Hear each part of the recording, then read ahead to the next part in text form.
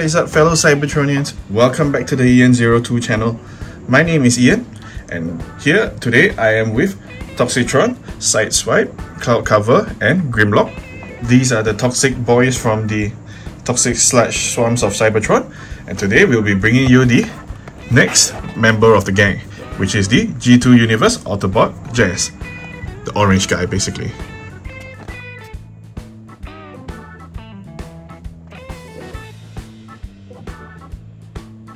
Okay, so here we have the orange boy, G2 Universe Autobot Jazz, and I think this is one of the most hated figures in the line because of the orange color. Yeah, many people are choosing to avoid this figure, but orange is my favorite color, so I am really excited to open up this guy and have a look. So let's get this guy out of the box and see how it actually looks like in person.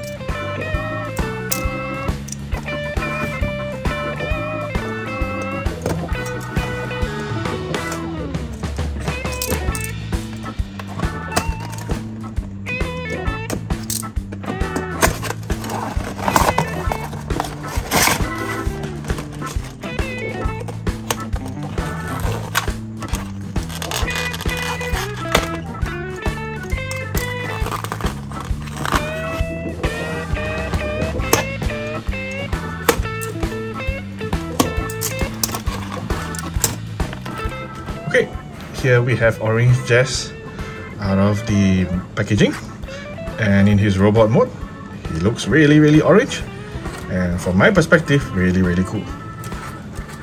I like this gradient from red to orange, and the yellow symbol on his chest really fits the theme of an orange looking transformer.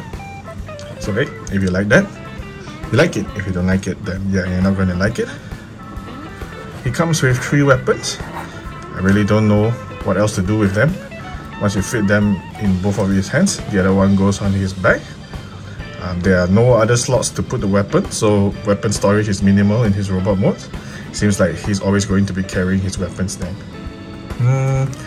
I like how the back here, the backpack is basically the top of the car, folded in very neatly. So that's a cool thing. From the front, you can't really see the backpack or any outline except for these 2 bits underneath his arms, but that's about it. It looks really neat. I do like it. One thing I would say that I have an issue with is the gaps, as usual. Gaps in the arms. Gaps in the arms. He also has huge gaps at the back of his legs. Usually at the back of the legs, they don't bother me that much because you can't see it from the front while you are posing him, so that's fine. But these big arm gaps are really obvious. One thing that really gets me is how the top part of his body connects to the abdomen, the silver abdomen. So there is a piece of plastic here with 2 tabs that you need to align and get them packed in together. But because those pegs are so small,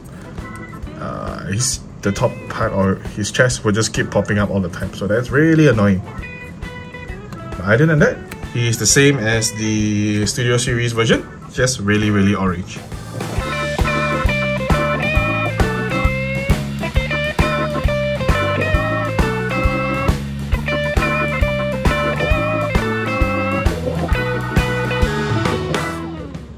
As for Articulation, Articulation is as good as it gets for a deluxe class. All the arm movements, 90 degrees is okay. 10 degrees, head on a ball joint. He does have some extra shoulder articulation, a little bit due to the transformation. Legs has, well, I don't know if you consider that a knee joint, but basically this is the knee joint. If it unpacks, you can get it to bend a little bit more, if you don't mind doing that. Waist swivel, thigh swivel, toe swivel due to the transformation. And yeah, that's about it. To me, pretty standard deluxe class articulation.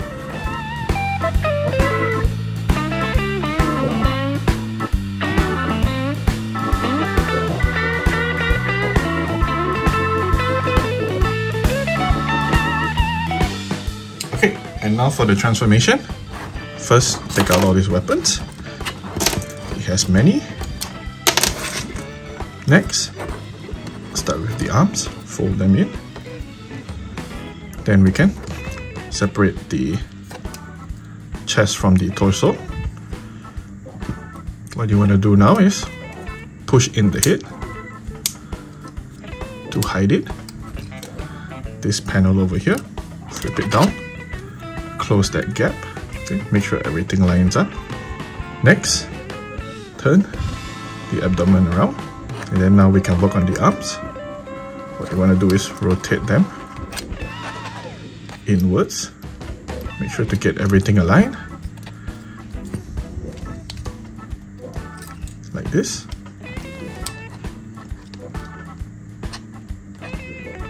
So you want this peg to be sticking outwards. Do the same for the other hand.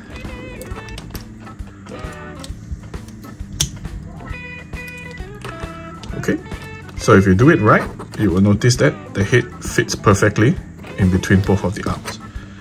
Everything sits nicely, and that is basically the front part done. So one thing to take a note of is that there is always a chance that this panel will flip back in by accident during the transformation, which is annoying. So you gotta basically open it up a little and push it back out. Okay.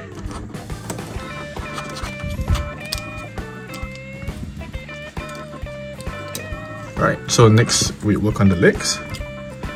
Flip back up the tires, flip down the foot, and then just accordion everything in. Line everything up, peg the legs together, and we're about done. All that's left to do is open up his backpack. This will be the doors, and then accordion out the back part of the top, back section. Now it's all ready. Just have to line everything up and tap everything in together, which will be the toughest part of the transformation. So get everything lined up, and everything should tap in nicely. And there you have Jazz in his vehicle mode. And again, you can see the panel has sunk in. So just let me fix that.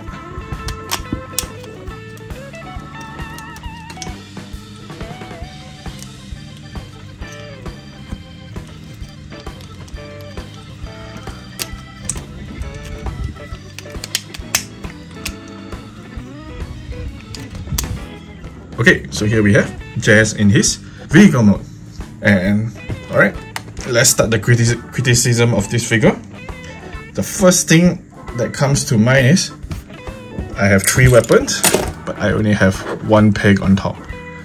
I don't see any other place that I can peg in the weapons.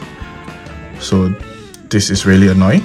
This is one of the things that I hate the most, when you have weapons that you can't store on the figure. So what I have to do is basically something like this. I'm gonna have to combine all 3 weapons together. It may look weird, but at least, ta-da, you can peg it on top of the figure.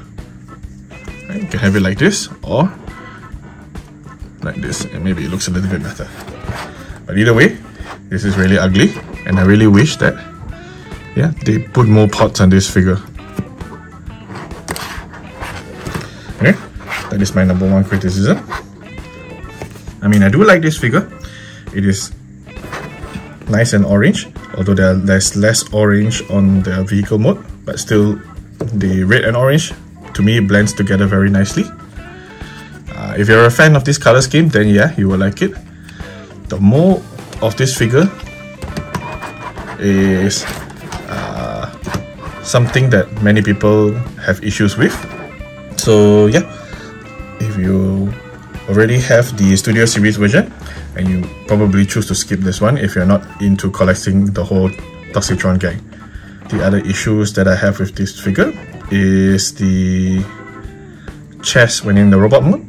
The chest and the abdomen like all most of the car figures, when they tap in together, they're always very loose and they will pop out while you are fiddling around with it. So that is a big issue. It annoys me a little bit, but it's a problem that almost all Hasbro car figures have whenever they choose to do that type of transformation. So anyway, let's just make this one a quick one. I rate this guy about a 7 out of 10 if you like the color. It's probably a 6 or even less if you're not into the color. So if you like this color scheme and you are part of the Toxitron collectors like me, then yeah, this is a 7 out of 10.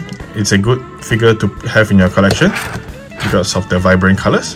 But other than that, I don't see a point of really getting this guy.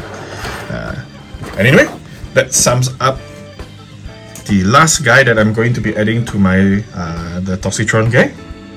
So yeah, let me know what you guys think in the comment section below. Like, comment, subscribe and all that. I'll see you guys in the next review. Goodbye.